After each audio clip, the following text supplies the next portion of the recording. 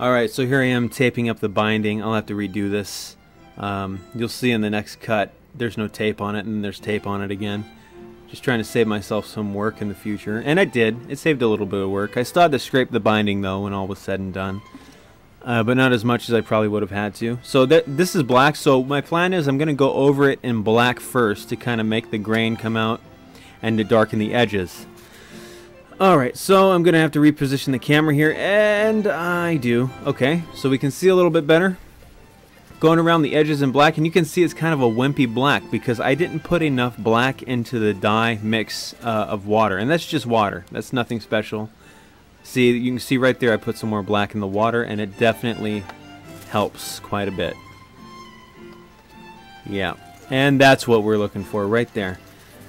So I go around the edges first because I'm, of course, looking for like a burst effect.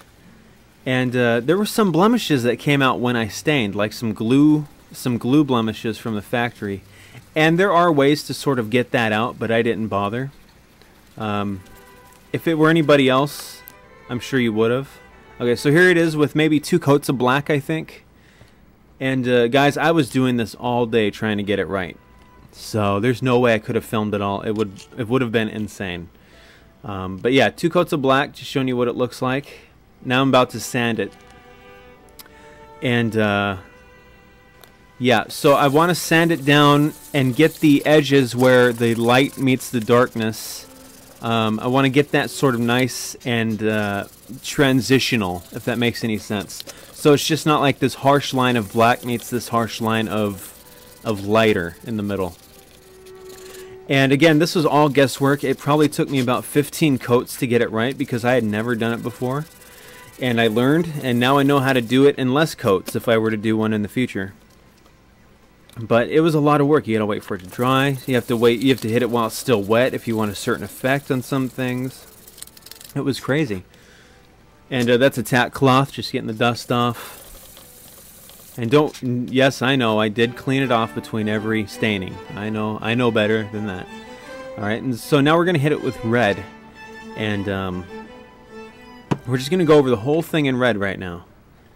So I lightened up the middle, so the red will really show up in the middle. And I left the edges dark, so it'll be a dark red around the edges.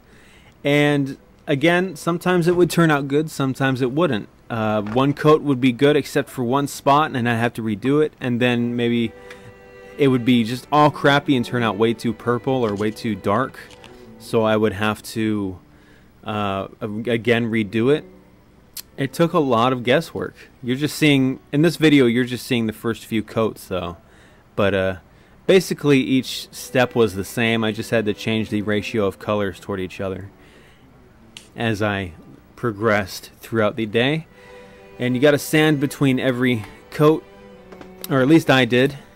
Or do you? It kind of depends on what you want. And when I was sanding earlier, I believe that was 400 grit, just to backpedal on the video. So here you can see I'm going darker around the edges. Dark around the edges. Gotta get a little more right there. And yeah, get some more red. And it really worked well once you know what you're doing. It sure did. I'm super happy with the way it came out. We have some pictures here in a second. But yeah, it's really just guesswork, guys, if you want to stain this. And to get the burst effect, you have to kind of feather it in. Like, you get the colors while they're still a little damp, and then you get the color that you want in the middle, the lighter color, and you have to feather it in from the edges. It's a really sort of strange process. And you can see me do a little bit right there. It's like this weird feather, like you have to sort of towards the middle, and you get this really nice fade in. And you'll know it. You'll know it. You know what you're getting when you kind of feel it and see it happening. See right there, you can see me sort of feathering it in, and that's how you get that transitional burst effect. And then I did that probably 15 more times and got this, and I'm really so super pleased with the way it came out. It's really nice. It's exactly the color I had in my mind. And you can see a glue mark up on the horn. That's right from the factory. I didn't do that. I know there's ways to get that out with hot water and thinners and all that. But honestly, I know it's kind of taboo to even say this, but I don't care. Because I'm going to play this guitar hard, and I'm going to have it for a long time. It's going to get beat up. And that's pretty much it, and I'll see you on the next part, guys. I think the next part is the neck.